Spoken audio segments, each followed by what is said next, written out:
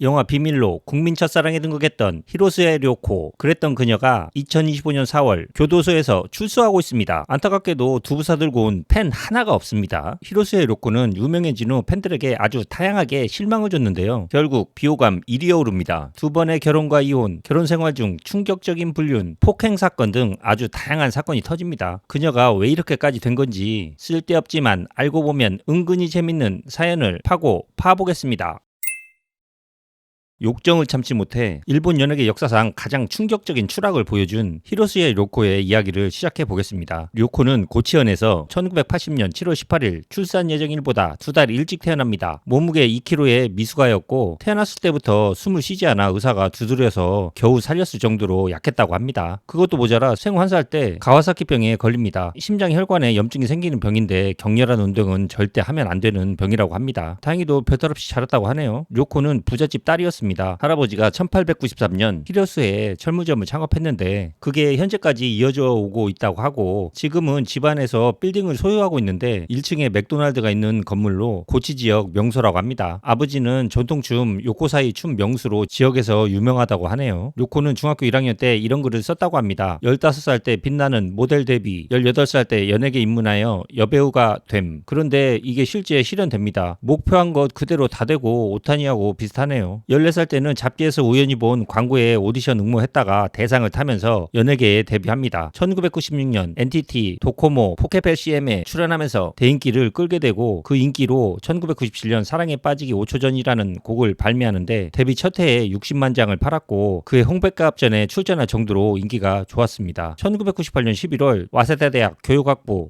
국어국문학과에 자기 추천 방식으로 입학했는데 이게 합격 기준이 애매하니까 말이 많았습니다. 학교 홍보용으로 써먹으려고 입학시킨 게 아니냐는 말이 많았죠. 거기에 입학식, 학부 입학식, 과목 등록에 연이어 결석하고 4월 15일부터 강의가 시작됐지만 등교하지 않아 더 문제가 됩니다. 당시 와세다 대학 총장은 제2의 요시나가 사유리가 온다 라며 기뻐했다고 합니다. 개그맨 코지마 요시오는 료코가 입학한다는 이유만으로 와세다 대학 교육학부에 입학했고 료코와 친해지고 싶어서 연예인인 줄 모르는 척하고 말을 걸었다고 나중에 예능 프로에서 밝히기도 합니다. 계속 논란이 되자 결국 2003년 10월 여배우로서 연기를 계속하고 싶다는 꿈을 소중히 하고 싶다라는 말과 함께 자퇴합니다. 일본에서는 이미 대스타였지만 한국에서는 철대원으로 얼굴을 알리고 영화 비밀이 관객 50만을 동원하면서 유명해지죠. 김포공항을 마비시킬 수 있는 유일한 해외 연예인으로 불렸을 정도로 인기가 좋았고 한국에서 히로스의 붐이라는 말이 생겼을 정도로 유명했습니다. 그런데 이 시절부터 조금 이상한 기미를 보이기 시작하는데 드라마 촬영을 마치고 친구들과 술을 마시던 료코가 갑자기 택시를 잡아 타고 기사에게 치바현 해변가로 가주세요 라고 말합니다. 술집에서 150km 거리였는데 료코는 당시 지갑도 없었다고 합니다. 도착해서 술이 깨고 나서야 자기가 무슨 짓을 했는지 깨달았다고 하는데 결국 동네 사람들이 택시비를 모아서 주고 여성 팬 한 명이 도쿄까지 데려다 줬다고 합니다. 이게 기사화되자 당시만 해도 어리고 하니까 귀엽다고 오히려 인기가 올랐다고 하네요. 2001년에는 릭배성의 영화 와사비에 장 르노와 함께 캐스팅되는데 제작 발표 기자회견장에서 료코가 갑자기 대성 통곡을 합니다. 행사가 순식간에 아수라장이 되는데 감독과 사귀다 헤어진 게 아니냐는 등 온갖 루머가 퍼집니다. 이후 몸무게가 15kg가 찌고 예정된 촬영을 당일 취소해버리고 현장에서 스태프들 기다리게 하고 리허설 도중 핸드폰을 만지작거리는 등 이상한 짓을 반복하기 시작합니다. 얼마 뒤에 그 이유가 밝혀지는데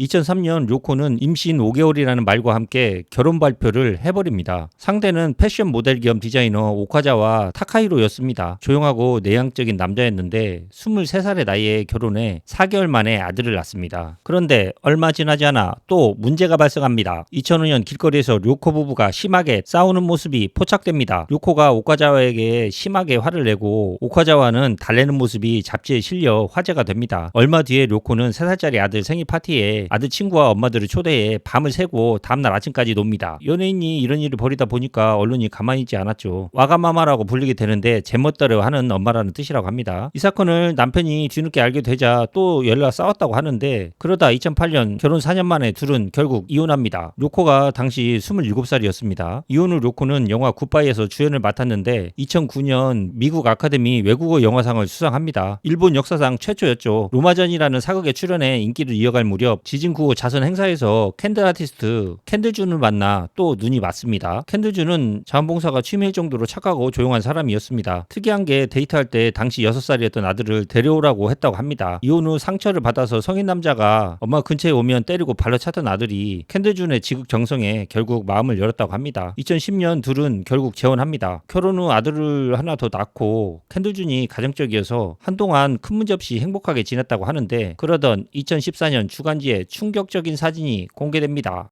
망사 스타킹에 12cm 하이힐을 신고 선물이 든 쇼핑백을 든 채 모자를 눌러쓰고 어느 집으로 들어가는 료코의 모습이었습니다. 그런데 그 집 주인이 당시 최고 인기 배우였던 샤토 타케루였습니다. 료코보다 8살 연하였는데 다음날 새벽 5시 20분에 사토 타케루가 소속사 차량을 타고 나가고 나서 20분 후 정도 료코는 혼자 택시를 잡아 타고 집으로 갔다고 합니다. 더 황당한 것은 남편 캔들준은 지진 피해 지역에서 봉사활동 중이었다는 겁니다. 언론에서 난리가 나자 양측이 강력하게 부인합니다. 보도가 터진 후 여성 세븐이라는 주간지에 료코와 사토가 약 한 달 전쯤 도쿄 시내의 커플 전용 프라이빗 스파에서 목격됐다는 보도가 또 나옵니다. 이 사건으로 청순한 이미지에 완전히 금이 가면서 대중들은 큰 충격을 받습니다. 욕을 엄청 얻어먹었지만 둘은 우린 친한 선후배 사이지 절대 그런 사이가 아니라고 잡아뗐고, 남편 캔들준도 별 입장을 내지 않자 사건은 흐지부지 됩니다. 얼마 뒤에 캔들준과 사이에서 딸이 태어나면서 료코는 새아이의 엄마가 되고 자전거로 아이들을 등하원하는 모습이 포착되며 다시 이미지가 조금씩 좋아지기 시작합니다. 이미지가 좋아지기 시작하면서 2022년에는 베스트 마더상을 받습니다. 이 베스트 마더상이 징크스 같은 게 있는데 이 상을 받고 나면 안 좋은 사건이 터진다고 합니다. 아니나 다를까 딱 1년 뒤 또 사건이 터지는데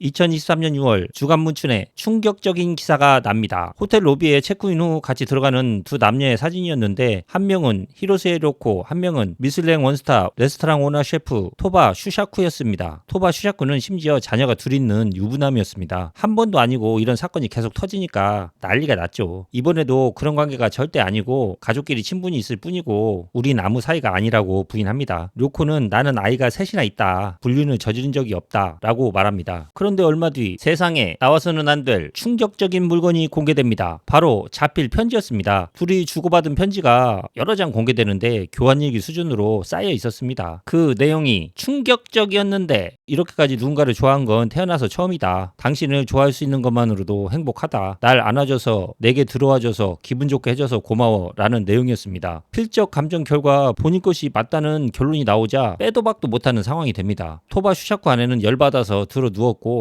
료코 남편 캔들준은 또 한 번의 강력한 충격을 받았죠. 이런 편지가 어떻게 이렇게 공개된 거냐라는 거에 대한 말도 많았는데 간수를 어떻게 했길래 세상에 나왔냐는 거죠. 토바 슈샤쿠 식당에서 유출된 게 아니냐는 말이 많았습니다. 결국 료코는 인스타그램에 불륜을 인정하는 사과문을 올립니다. 그런데 사과문을 자세히 보면 상대방 가족에게는 여러 번 사과를 하는데 정작 남편 캔들준에 대한 언급은 한마디도 없었습니다. 이걸 두고도 너무한 것 아니냐고 말이 많았죠. 더 충격적인 사건이 발생하는데 얼마 후 남편 캔들준이 기자회견을 자청합니다. 일본에서는 일반인이 기자회견을 자청하는 건 매우 이례적인 일이라고 합니다. 캔들준은 아내 불륜이 이번이 처음이 아니다, 몇 번 더 있었다, 여러 차례 이혼 요구를 받았다, 불륜 상대를 만나러 밤마다 나가서 싸돌아 다녔다, 그래도 가족을 지키고 싶어서 버텼다, 그리고 아이들 앞에서 료코가 아이들에게 엄마 아빠 이제 이혼할 거야, 너희는 누구랑 살 거야? 라고 물었다고 합니다. 이때 막내딸은 충격을 받아서 아무 말도 못하고 엉엉 울었다고 하는데, 캔들준은 기자회견 도중 결국 눈물을 흘립니다. 나에게도 책임이 있다, 더 일찍 막았어야 했다, 아내는 과부단 여자였고 아이들에게는 최고의 엄마였다, 나는 가정을 지키고 싶다 라고 인터뷰했지만 결국 한 달 후인 2023년 7월 결혼 13년 만에 둘은 이혼합니다. 얼마 후에 토바 슈샤쿠도 결국 이혼했다고 합니다. 이후에 둘의 데이트 장면이 포착되기도 하는데 결혼 소식은 현재까지 전해지지 않고 있습니다. 불륜 사건으로 이미지가 안 좋아지자 소속사에서 무기한 활동 정지 처분을 받고 광고도 취소되고 난리가 났죠. 2024년 2월 20년 넘게 다닌 소속사를 나와서 1인 기획사 RH를 세우고 팬클럽도 만들고 대만 음악 페스티벌에 참여해 노래를 부르기도 합니다. 활동을 늘려가던 시기 또 하나의 사건이 터지는데 2025년 4월 7일 나라현에서 영화 촬영을 마치고 도쿄로 귀가하던 중 신토메 고속도로 터널에서 대형 트레일러와 충돌하는 사건이 터집니다. 그런데 현장을 조사해보니 브레이크 자국이 없었다고 합니다. 멈추려는 생각 없이 그냥 들이받은 거죠. 3차선을 횡단해서 양쪽 측면에 부딪히고 5번을 충돌하고 나서야 멈췄다고 합니다. 당시 시속이 185km였는데 동승한 남자는 갈비뼈가 부러졌습니다. 더 이상한 것은 사고 현장에서 료코가 차에서 내려 이상한 짓을 계속했다는 겁니다. 달리는 차도로 뛰쳐나가려고 하고 소리를 지르고 울부짖었습니다. 있었습니다. 경찰이 출동했을 때도 마찬가지였고 병원에 입원해서도 37세 여성 간호사를 여러 번 발로 차고 팔로 핥히는 진상짓을 하다가 결국 현행범으로 체포됩니다. 경찰 조사실에서도 앉으라는 지시를 따르지 않고 날뛰고 소리를 지르고 난리를 쳤다고 합니다. 신분증이 없는 상태여서 경찰 처음 발표가 자칭 히로스의 료코로 나왔습니다. 결국 진짜 료코가 맞다는 게 확인되자 일본이 발칵 뒤집어졌습니다.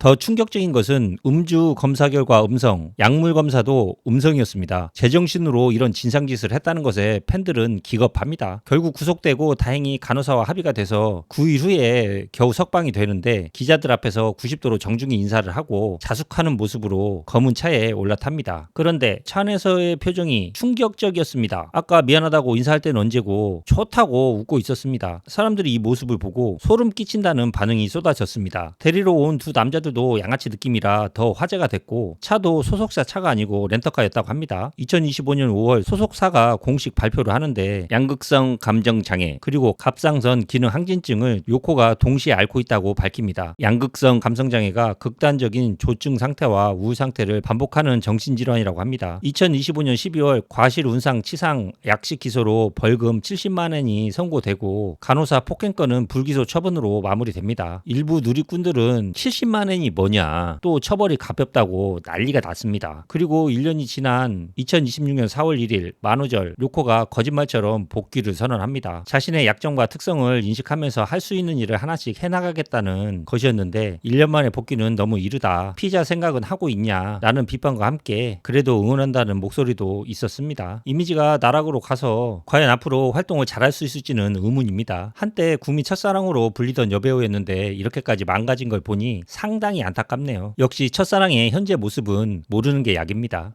영상이 도움이 되셨다면 좋아요와 구독 부탁드리겠습니다. 이상 파고파였습니다.